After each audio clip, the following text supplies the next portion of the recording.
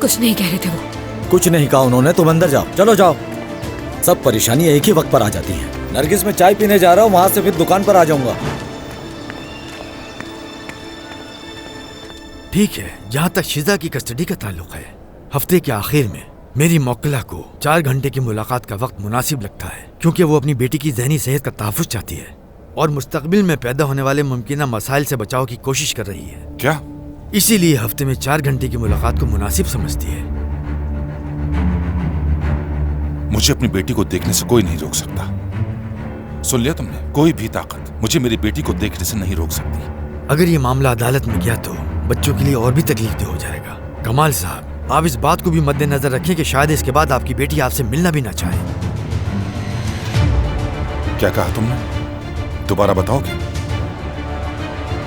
दरअसल कमाल साहब, मैं अपनी बात मुकम्मल करो। मेरा ऐसा हरगिज मतलब नहीं था कमाल साहब, मुझे माफ कीजिए। चलो उठो, बस बहुत हो गया। चलो अब यहाँ से चले जाओ। जाओ जाओ, सब चले जाओ यहाँ से।